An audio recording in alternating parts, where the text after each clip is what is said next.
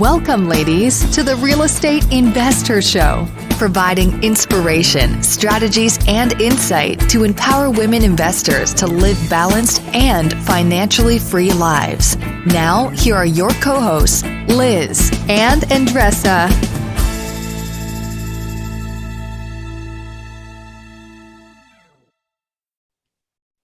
Hey, ladies. So for today's episode, we are so excited to have Kendall Krawchuk on our show. She's the Vice President of Fund That Flip, one of our valued sponsors, one of our valued partners for the investor community.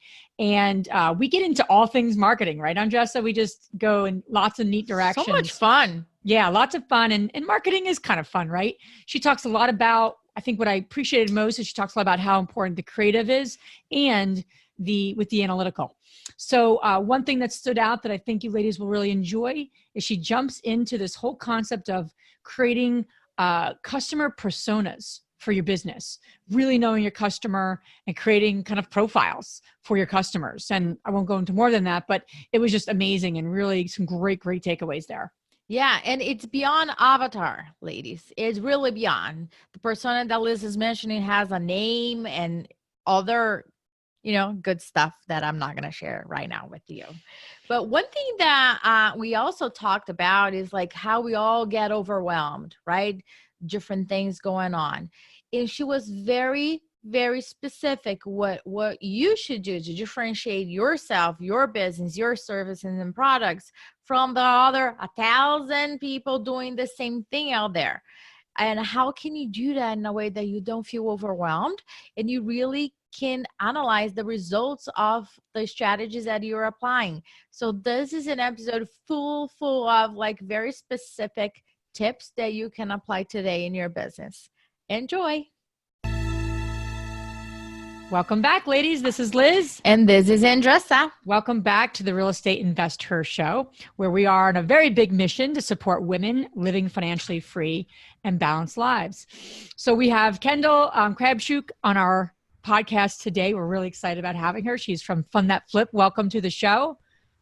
Thanks so much, Liz. I'm just thrilled to be here. Yeah, Kendall and Fund That Flip are valued sponsors, partners of ours, and they are a phenomenal lender. And we'll get into that a little bit later. But the topic today, we're going to go through a lot of other things today. So we're excited to have Kendall on and all her marketing expertise we're going to jump into. So before we go there, we always like to get connected to all of you. Our amazing women listening to the show and a few men that also listen. And we love you too, but this show is dedicated to helping women in this business. But we love men very much. So Andressa, what is happening and what's coming up for you? So we're working on a project that's about like 2 hours away from Philadelphia. It's a very exciting project, and we have a partner on this project. I'm not going to disclose all the names, so I'm going to keep all good to go. But this particular partner, he has a very peculiar way to communicate, to say the least. And it gets on my nerves. So basically, he likes to talk. He likes to go back to tell stories. You ask one question and he goes somewhere else. Oh my, perfect person to communicate to you. Right. And 15-minute meeting ends up being, an hour. Certain meetings, I am like 3 hours into it, and I'm like, I'm going to shoot myself in the head if I stay here one more minute. And then I took a step back and I was like, well, this has absolutely nothing to do with him and everything to do with me. So what can he teach me? He can teach me a lot of patience. He can teach me like how can, I be he's 75 years old, right? So he has a lot of history behind him. He has his ways, he has his cars, he has different things. So instead of like, gosh, I'm gonna explode, I kind of like look at him as like a gift from the universe for me. Mm-hmm. So the universe sent him to teach me how to be more patient and compassionate. I'm still like, gosh, okay, let's focus. Let's go back. My way of doing things, but I'm more like conscious about it. And I think that once I kind of like look from that perspective, I got less stressed out with my agenda. So I think that we can apply this in so many areas in real estate, but really like take a step back and see those challenges as gifts and lessons. And they might come in different forms, but they're definitely, exercise. I cannot practice patience with somebody if I don't have him. Definitely, he's a good exercise for me. So I'm looking at this and really approaching things in a different way. So, and always communicating to him that my goal is not to rush anything. I just would like to accomplish. We are on the same boat. So we want to accomplish certain things and accommodating. So it's not like 880, but it's just like more in the middle, if that makes sense. I love it.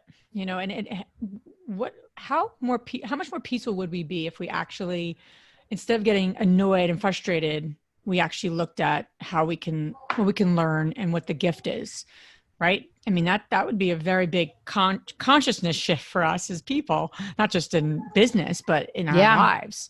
Yeah. Not always easy to do, but important to do. So we're proud of you, Andressa. No, I need to practice. Yeah, there you go. Awesome tip. Awesome point. So without further ado, Kendall, so excited to have you on the show. Again, you and your team are absolutely phenomenal. And it's just been great getting to know you as well. And all your marketing tips and tricks and strategies. So Fund That Flip, I'm sure we'll share with this in the show notes, but Fund That Flip has been on various very, very prestigious lists on one of the fastest growing companies, which is just phenomenal. So, when it comes to marketing, Kendall knows what she's talking about because she's the head of that and has a lot to do with marketing, not only good products and obviously doing the work you're doing, but how you position yourselves in the market. So just really excited about getting into this because as real estate investors, buying the property, selling the property, buying the asset, getting the tenants, it's all marketing. It's all marketing and it's all sales. So we need to be better at this. All of us need to be better at this in our businesses and for our portfolios. So for you, instead of saying, what pulled you into real estate investing, although you are a real estate investor now, I know you just closed on your first deal. Awesome. Yep. What pulled you into, your expertise of marketing? You could share that a little bit, your path, and then how did you get to Fund That Flip? That would be great. Yeah, for sure. Thanks for that great intro, Liz. Like I said before, it's just been such an honor to be part of the investor community. And this is a mission that we really believe in here at Fund That Flip. And I think it's an awesome space to hear more female voices in the industry, which, as we all know, is sometimes doesn't happen as often as it should. So I think the community and the kind of the content that you guys are pushing out is just phenomenal. So really just an honor to be part of this mission. Thank you. In terms of marketing and my background, I kind of came to marketing through an unusual path. In a previous life, I was actually an academic. So I was studying Russian literature, Slavic literature, and languages. So 10 years ago, people were like, what are you going to do with that degree? So these days, it might have been a little bit more relevant. But back then, people were like, what are you going to do with that? So ended up kind of discovering that academia was not really my path for the future. So really decided to make the pivot into business. Talked with a couple of mentors of mine, said, how do I apply the communication and the skills that I've been honing as an academic and as somebody that's doing a lot of communication with different groups of people? How can I apply that in business? And I had a really good, strong mentor that had also worked in business and said, marketing may be the thing that you want to check out. And I didn't really understand what exactly marketing was at that point. I thought it might have been, kind of the Mad Men advertising idea of, drinking whiskeys during lunch and putting out advertisements. So I always imagine them really playing around, smoking some stuff to be very creative. Smoking cigars or something else, something stronger, right? No. So yeah, that was kind of my understanding of marketing and a little bit of a more old school understanding. And so when I actually went into business, what I understood was marketing is actually, it's not just advertising. It's not just social media. The core of it is actually really understanding and communicating with your customers, no matter where they are. So a lead, a prospect, somebody that you're closing business with after you've closed business with them, this network, that's your core customer. That's who your business is all about. And marketing is all about understanding their needs, what services they need, what products they need at the right time. And marketing is, again, positioning your business so that you can provide them the best offering at the right time. Makes sense. So coming into marketing with that understanding really laid a really good groundwork and kind of framework for how I developed my career throughout different marketing positions. So I got to start in a technology firm, ended up moving to a commercial real estate software company, and kind of cut my teeth on an investment management commercial real estate product suite of products. So really started to understand that the asset class from the commercial side of things and the investment side of things, kind of understanding this new language that I had to learn. I really saw it as a new language because you're learning about LTV and DSCR and kind of all these different interesting terms, capital, like that was new for me.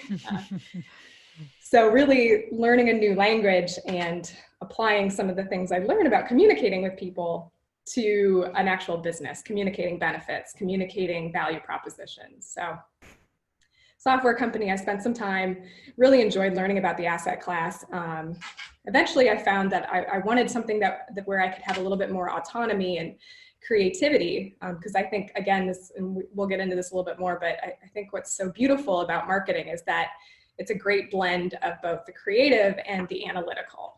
So as you're running your own business, you really have the opportunity to build your brand and create value propositions and create content, write blog posts, write social media posts. That's kind of the creative side of it.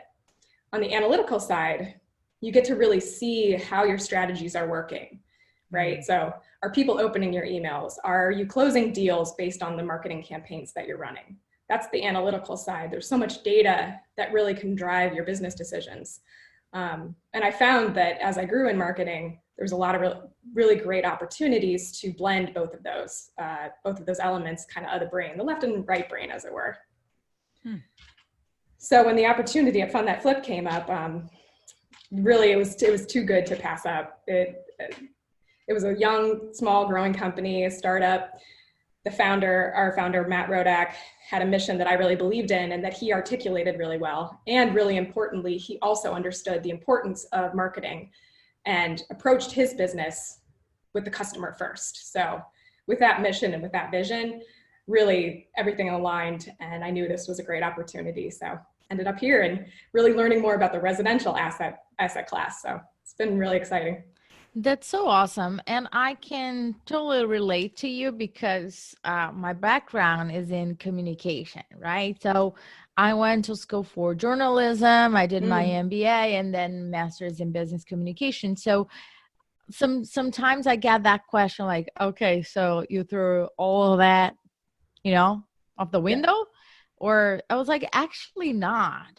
Sometimes I look back, and when I did journalism, I had like a small TV show where I interview people. And I was like, oh my gosh, what a waste of time interviewing people. Well, guess what? I interview people now. Exactly. Right? I did a documentary then, and I was like, why? Like, waste of time learning how to edit a video. Well, I guess I'm going to be doing a lot of things related to communicating well. So my point here, it's not about me, it's not about you, but how can everybody understand the skills? And sometimes we cannot connect the dots now, but all of it can be applied in real estate. All of it. I don't really care. And it's all about, comes down to customer service. So my question to you is, in real estate, we have tons of people doing the same thing, right?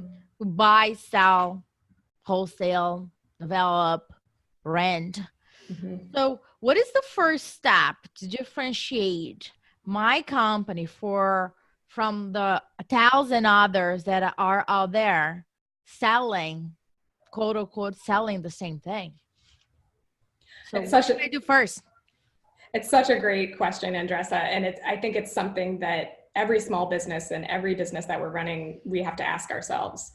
I think the first thing to think about, and because this is the direction that a lot of us go, is avoid the trap of trying to compete on price, because that's a short-term strategy. I think when we take a look at what a business function is, so servicing your clients, servicing your customers, again, we think about, it's all about customer service. You said it, Andressa. So people aren't buying product, they're buying the services and the benefits that really accompany that product. They're buying a relationship with you. So starting to understand who your customer is and what they need.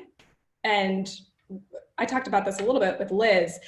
If you can look at your core customers, who are the best customers that you have? Who do you want to work with more?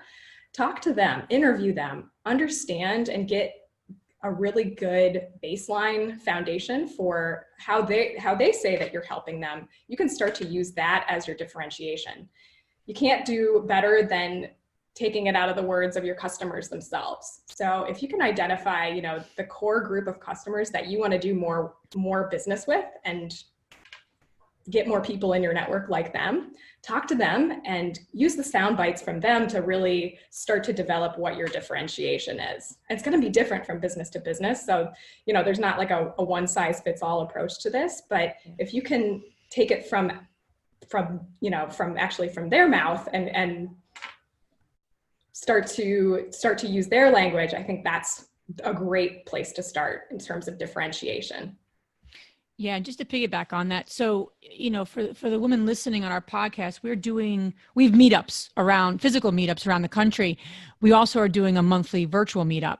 And Kendall spoke yesterday to our community, and we got into this a lot. So if we can talk a little bit about the customer, I think what you said was absolutely amazing.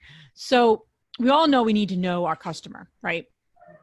But we went a lot deeper.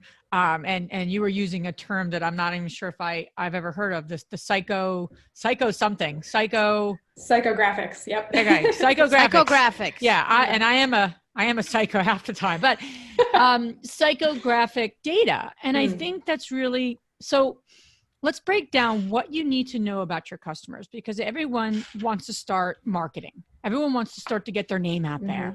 Everyone's like, you need to get active on social media. All the things that, quite honestly, are not the first thing. When we started this community, Andres and I got together. I mean, we talked about it. Andres, how long did we talk about who we wanted to serve? That was the bulk of what we talked about initially. Yeah, absolutely. And we were like, what does she do? What does she think? What does she feel? What are her struggles? All of that. So, I think that was such a great lesson yesterday. So if you can share a little bit about, Kendall, what you shared about those things, all the things that Andressa just said, but what were the other things you mentioned that all the ladies listening really need to know about their customer? Yeah, absolutely. So marketers love using buzzwords and terms and I love that term. So there's actually a tool called the customer persona. And if you just Google search it, you can find really good tools for developing who your core customer persona is. So as you start to research, you'll start with demographics of your core customer persona. And it will start to take the shape of an actual profile of a person. So things like, what's their geographic location? Where do they live? You might give them a name. So for us, our ideal customer persona, and we can dive into this a little bit more, but ours, we've named our full-time Francine. She's doing full-time investing. She's been in real estate for a while. We've actually given her a name, and we actually have a profile picture for her to make her seem more real. Yep. So she actually lives in the tri-state area. She might be in her late 30s, early 40s. She's female. Marital status, we actually define all of these demographic factors. And then we also get into her psychographics. So we talked about demographics. Psychographics are just kind of on the emotional and mental side of things. What are her motivations? What are her fears? What are her challenges? So for our full-time Francine, one of her challenges is, she may be completing 10 to 15 projects a year. She really wants to scale her business to getting to 25, 30, 50 projects a year. That's her challenge and that's her goal. So we've actually outlined that on our marketing materials, and we have a PowerPoint where we've identified, that's her main goal, is scaling her business to 50 plus projects a year. So the way that we developed this customer persona was, like I said, taking a look at our core customer base, taking a look at our best customers and seeing and understanding who did we want to attract more of. And then we actually went out and interviewed a couple of them to get actual quotes from them. And we've been using them in our internal marketing and sales materials so that, again, we can really have the voice of the customer in there. So I love that, because I think so many times we're told to go get testimonials, right? So people go and get testimonials, but are those even testimonials attracting you more customers of what you're looking for? I think that's a really interesting question. I don't know if everyone does it that way. What you're saying is actually do the persona, the pictures first, and then everything comes after that. I mean, it seems obvious now, but I don't think most people do that. I don't think most non-marketers do that necessarily. Great suggestion. Honestly, you can kind of do the 2-for-1. I love, working for a small business, as we all do. We need to be really resourceful. So if you are in the place where it makes sense to get a testimonial from a customer, you can kind of use that time also to interview them to inform your customer personas as well. Or it could be as informal as, meeting with somebody over lunch, talking about your next business deal and just asking them a couple of questions there and making sure you record it. So it can be totally informal, or it can be as formal as a testimonial process.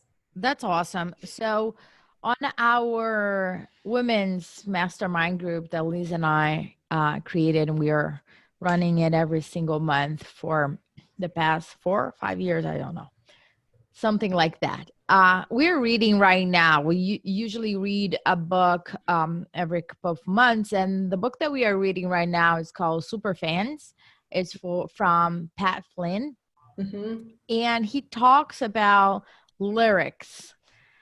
You've got to understand, what is the lyric? What is your customer saying? Literally, what are the words that they are saying? Because if you understand their struggles, how they communicate their fears, their challenges, their struggles, then you can you can address that in a way that you will attract the people that you want to, and also resolve their problems. So it's exactly what you're talking about.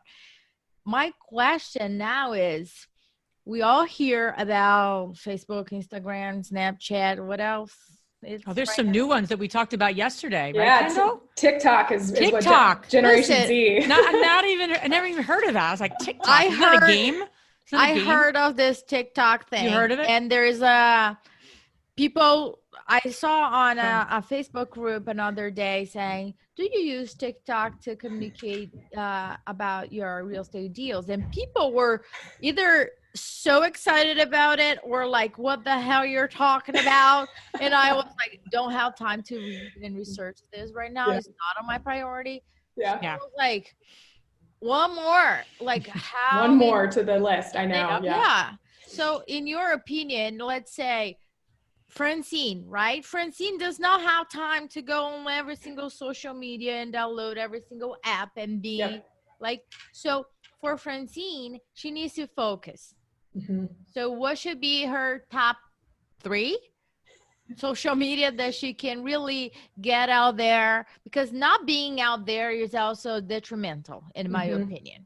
You gotta communicate in a way that people are communicating nowadays, and we're in their hands, literally. The cell phones it's there.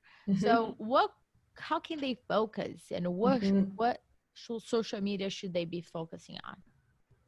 It's such a good point. And I'll give you an example from our business as well, because we spend a lot of time, I really think, trying to put a square peg in a round hole with some of the social media platforms. just trying to be everywhere all at once. And it wasn't a great use of our time. I think if we had taken a step back and really thought about, okay, where is full-time Francine hanging out? What are the quote unquote watering holes that she is online?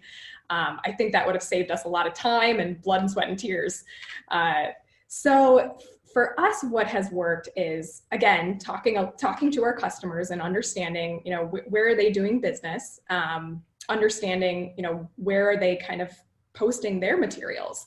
What we have found is that it really depends on the different customers that we're going after. So for full-time Francine, we have found that she's spending a lot of her time on Instagram.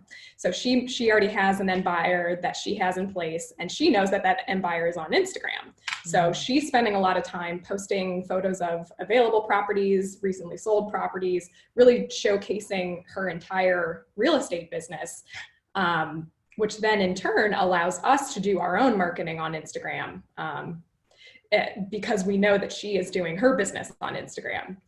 And what we've also found is that for full-time Francine, a lot of her, not only her customers, but her stakeholders are on Instagram. So we work with, in particular, there's one realtor that's based in Columbus, Ohio, and she does a fantastic job of networking with her clients and with her investors and her stakeholders on Instagram, showcasing her properties, throughout the entire real estate life cycle. So for us, it was all about kind of understanding where full-time Francine is doing her business. And, we found that out by doing some interviews and also just doing a little bit of research. So I would say another example from our end was, so on the other side of our business is we allow passive investors to passively invest in the loan offerings that we offer to the active investors. So via the platform, people that are more high net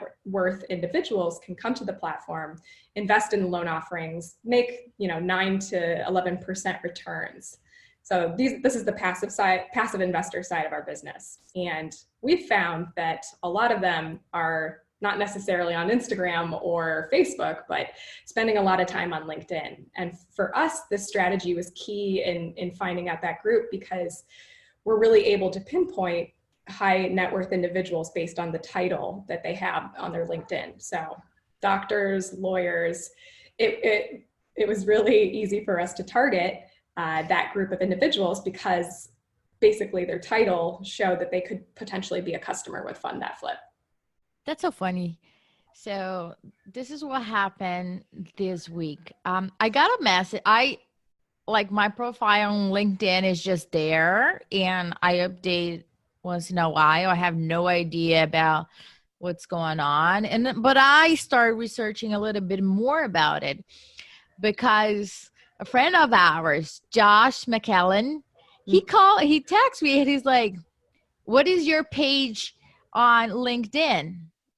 And I was like, "We don't have a page for the investor on LinkedIn." He's like, "Yeah, you should do it. I will follow after you do it." So check it out, people. We are on LinkedIn now. Check our page. Liz is going to put the link on our show notes. Okay. So you can start communicating there as well. Question though, Kendall, for you on the follow-up on that. So you identify your customer. Got full-time Francine. She is doing business a lot. I love the idea of knowing where your stakeholders are doing business. That's a great point. I think women listening really need to hear that. Not just your customers, but who your customers doing business with. Great suggestion. So full-time Francine's on Instagram. She's showing her properties, which makes complete sense. Then you say, okay, my passive investors are on LinkedIn, which is a great point. I need to get more active for looking for our passive investors on LinkedIn. I think we have like an old profile from like 10 years ago. So now we have these two places, our two make believe full-time Francine and passive Paul. No, let's call it passive. Oh my gosh. Excuse me, not Paul. Paula. Yep. Passive Paula, full-time Francine, right? I've identified my customers. I know where they're hanging out. Now I have to manage content distribution between those two channels, right? Obviously, the content has to be different, because passive Paula doesn't want to learn, how do I pick up a hammer? She doesn't want to pick up a hammer. Full-time Francine wants to pick up the hammer. So how do you guys then roll that out? How do you do it successfully? How do you do it without getting overwhelmed? How do you do it and add some automation into it? So that's where the rubber meets the road, right? It's a great point, Liz. And we talked about this a little bit yesterday when we were on the webinar. So marketing, especially digital marketing, there's a lot of tools that allow you to automate the processes that you're doing. So you can automate your social media posts, you can automate your emails that you send out. But one of the things that we need to be aware of is we want to make sure that we're not, speaking like robots, that we're still being personalized, that we're still making those human connections. Because if we think about, again, what a business is, it's all about maintaining relationships and that customer service element. And a huge part of that is the personalization that people feel when they're interacting with you. So I think it's all about testing and measuring and seeing what works. And what's so great about digital and what's so great about marketing is that you can experiment on things like LinkedIn and Instagram. You can kind of test out, okay, if I decide to schedule 3 social media posts throughout the week, so maybe it's Monday, Wednesday, Friday, and I spend Monday scheduling out those posts, does that tend to get the likes, the engagement, the clicks that I'm expecting?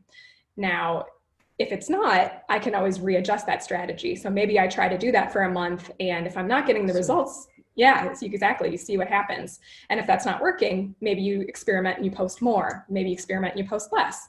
So likewise with the content, I think it's going in with those core customers and the personas and understanding what is the type of material that they want to read. So you can look back maybe at some of the historical things that you've posted and see what's tending to get the most likes, what's tending to get the most clicks. Take a look at your emails that you're sending out. Okay, what are the ones that people are opening the most? What are they not opening? Maybe they don't want to necessarily hear about this specific topic, or maybe they're really interested in this specific topic. So using those data that you already have built in your email tools and in your social media tools, those should definitely help guide how you build out your future strategy. And like I said, the great thing is that you can continue to improve and continue to iterate and pivot and be really agile with your marketing. But you're right that it is a big time investment to really, it can be, let me backtrack a little bit. It can be a big time investment up front to really articulate and define the different content and the different messaging that you want to send out on LinkedIn versus Instagram. In the long run though, if you start off with that persona and with that strategy, it will save you time in the end. Yeah, right. More upfront time versus then the back end. Yeah. One thing that I just wanted to talk about here, we always talk about we have different ways of doing business. I really don't know if a lot of people spend time really thinking strategically about marketing. We're like, okay, I'm just gonna post this today. And I think that if we devote more time, my sister, just like a side note, my sister, she has a business in Brazil and she does very well on Instagram. And talking to her, she has a very specific day and time to post pictures on Instagram. And she already tests that and she does in bulk. She has her automations, her whatever she's using. And it does get results. It's just crazy nuts. In like a couple of minutes, she has like 1,000 likes or whatever subscribers. I don't know. It just because she practiced. And I think that is just like a recipe, right? We don't need to be posting every day. We can think about it and schedule it time to dedicate to marketing, post on bulk, test it out, as you're saying, adjust what are the results that I'm getting and spend quality time. I think that when we look at marketing and we get overwhelmed because we think I need to do this every day and post it every day, every time. And I think that what we are talking here, it's quite different. We're talking about thinking about marketing in a strategic way. So you kind of like have your dedicated schedule, if it makes sense for it. Yeah. 100%. We internally in our team, as we're starting to build out more and more marketers on our team, and we have people devoted to the passive investor side of marketing or the active investor side of marketing, we actually carve out, 2 to 4 hour time blocks where we're laser focused on social media for the week. And that way, like you said, Andressa, we can schedule it out. We can take a look at the results, throughout the week and then reflect on the end of the week, kind of do a retro, as we call it, and see what worked. And that way, next week, when we're in that 2 to 4 hour time block of if it's social media or if it's email marketing, we can use what we learned last week and the results from last week to really inform how we go forward. I think it's, I do a lot of yoga. My husband and I are actually working on our teacher certification together, which has been really fun. So I loved what you said in the beginning about the challenges actually in your life being gifts and practice, because the teachers in yoga always remind us when we come to our mat, it's all about the practice. Life is practice. It's all about applying what you're learning there over and over again to other situations in life. And same thing with marketing. It's all about practice and learning from it. I love that. I had a thought, and then I was thinking about what you just said, and then it popped out of my head, which is awesome. Oh, apps. So you were talking a little bit like some streamlining apps. Are there certain apps you'd recommend to the women listening to once they get clarity on those strategic goals and strategic plan for themselves in terms of hitting their target market? Are there some of those tools that they could be using? I know you mentioned a couple previously. Absolutely. So for the social media side of things, if you're posting on more than one platform, I highly recommend checking out an app called Hootsuite. Hoot as in like the sound an owl makes, HOOTSUITE.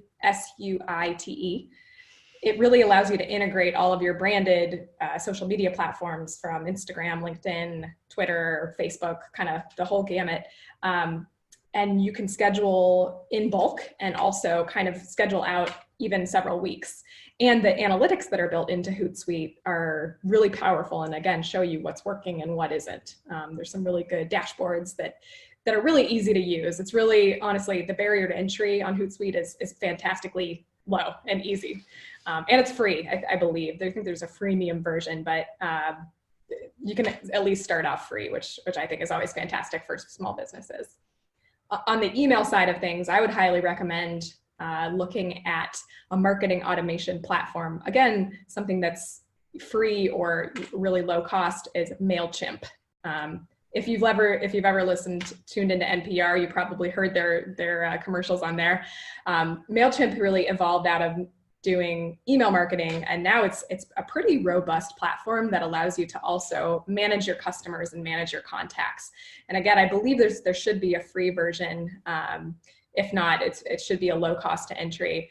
And if not, you can look up MailChimp alternatives. So any kind of email automation or customer relationship management system that is low cost will really help you get started and pretty intuitive and easy to use. They make these tools really easy to use. And I love what you're saying about, I finally remembered what I was going to say. Geez. God bless my husband as I age. But what worked and what didn't? And I think that's really, really helpful as really good takeaway. We just put stuff out there. A lot of us, and I do the same sometimes. And I'm like, are we scheduling time ongoingly to assess what's working, what's not? Really, really, really good point. I think women listening can take that away, because you can be trying things, but you have to evaluate them and constantly adjust. And I think in this day and age too, something that I've been doing more of, I love what you're saying, is to get on the phone with people. I know it takes time and we don't have time to talk to all of our customers or all the people following us, but to talk to a few of them is so valuable. I was talking with a woman in the investor community recently about becoming a meetup leader. I said, well, I have you on the phone. Can I ask you a few questions? We have a membership that we're launching. And then she gave me some great insight. It was 5-10 minutes. I didn't take another hour of her time. But yet we're all talking to people. We got to think about that full-time Francine and that passive Paula, not Paul, and what they need and how do we get to them? So That's was a great, awesome. yeah, One great thing suggestion. that I listened to another day, one of the Gary V's Instagram videos, and he was thrilled about this, about Instagram eliminating the likes, because he's saying that kills content and creativity, the likes, because people are going to just post a picture, I don't know, shirtless, or I don't know, just because of the likes. And they're only gonna do things that they're getting the likes, or something like that. They're not gonna try different things. So if we don't have the likes, you are kind of forced to be creative and really deliver content, not just something that is not going to add anything to people's lives. So I really thought that was a good point. Yeah, I think it's a great point, Andressa. I think it's really easy to get caught up in, oh, I didn't get that many likes on this, or, you know, there's so many kind of distractions on social media that really can kind of take you away from your core mission. So really think about quality over quantity, because, you know, what's really important is not if you get 10,000 likes on a post, it's if ultimately you can close business with 1 or 2 or 10 or more customers. So think about kind of the metrics that are important, and you can ignore some of we call them vanity metrics in social media that are pretty distracting. Yeah. Absolutely. A post another day said that we have so many real estate investors posting, oh, close on this apartment complex. No, you didn't close. You have under contract. You didn't close it yet. Right? So it's just like all of what is really real? What is really behind it? Are you closing the deals? Are you, doing what you said, or you're just posting the checks and you don't post your checks, Andressa? You don't post them that you just came from the bank? I gag a little bit when I know, I gag. Totally. We all gag. Totally. We know who does that. Yeah.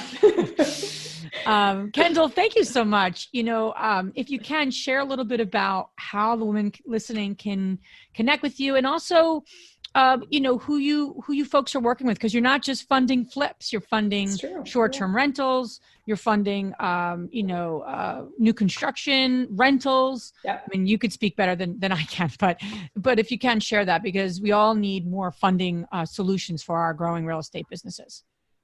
Yeah, so it's been really exciting. We've outgrown our name, as you can tell. We are doing rentals short term, and also we're really excited to be launching a long-term 30-year rental product end of this year and into early next year. So that's been just really thrilling, and that'll be in market early next year and kind of already available in our beta version. So like you said, we do the new construction, we do cash out refinance.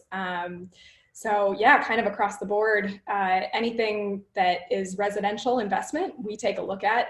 We ultimately, our core philosophy at Fund That Flip is understanding and going back to marketing, really getting to know our core customers and building a long-term relationship with them. So we pride ourselves in being a customized lender in terms of providing really a long-term business partnership and being an extension of your real estate business, not just a lender, but somebody that gets it, across the full real estate life cycle. So how you can get a hold of us. So you can obviously do fundthatflip.com. For real estate investors, we actually have a special promotion going on now. So if you go to info.fundthatflip.com/investher, you can learn more about our special offering for real estate investors. I think we're doing $500 off your next closing with us, and obviously opportunity for more business with us. So check it out, and you can always email me. It's just my first name, Kendall, Kendall @fundthatflip.com.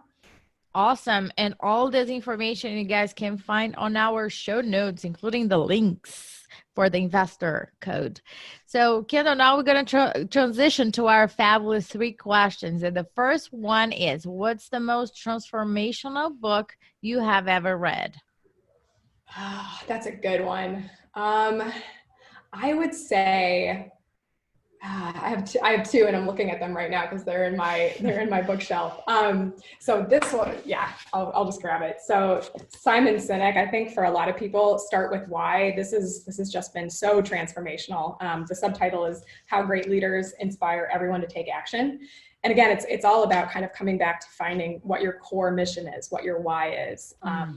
So I read this early on in my business career, and then I reread it as I came to fund that flip, and there's so many good snackable pieces of content, and just overall the philosophy is fantastic. So I would highly recommend anyone that has not read that book to grab it and check it out.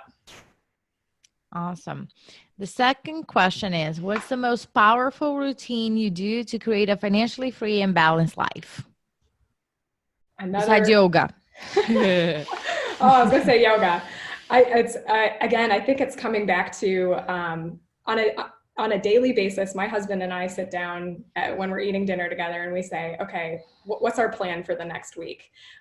So we kind of outline our three core things that we want to accomplish, and how we're going to get there. And for us, it's everything from finances to personal life to business life to what we want to accomplish in our family. And as we have that grounding foundation with each other, that enables us to really go out into the world and then financially actualize that as well.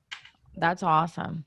Sometimes living a financially free and balanced life has nothing to do with only your financials. It has all it's holistic, right? Yes. Yeah, Otherwise, totally. Yeah. And the last question is, which women, famous or not, has inspired you the most? That is a really good question. So non-famous, on the non-famous side, I would say my mother and my Russian professor, who was one of my initial mentors. They were both women that started off in careers where they were one of the only women in their department. So my mom actually started off and was doing mathematics in the late 60s and pursuing her graduate degree in that. So that was really inspiring to me to see how she paved the way when really a lot of women didn't have the opportunity to even get a higher education, let alone be in the mathematics department. So really inspiring for me. And although I ultimately went into linguistics and the humanities, I would also say on the famous side, there was basically the first computer programmer from, I believe, the 1800s was named Ada Lovelace. She was a relative of Byron the poet, and she actually, I believe, basically kind of created the field of computer programming. So shout out to Ada for that. Yeah. And wow. Again, kind of blending the creative and the analytical, that I think it's so inspiring that, women really paved the way and were not known about in typically male dominated fields. So again, we can apply that to real estate since typically it's been male dominated. So yeah. I love that. I got to look up Ada. She's great. You learn all these different women that have paved the way. I love that. Well, Kendall, thank you so much for being on our show. Thank you for all the great insight you shared, and thank you for you and for Fund That Flip being, a partner of ours and a sponsor of ours, and keep up the amazing work. Likewise. Thanks, Andressa. Thanks, Liz. This is just absolutely so fun to be here. Thank you. It was a pleasure. If you enjoyed this podcast and want to receive updates on our next interviews, go to our website, therealestateinvestor.com. There, you can subscribe to our show, become part of our investor community, and get updates on upcoming episodes. If you like our show, please share it with other women who would benefit. And don't forget to leave us a rating on iTunes. We'd really appreciate it.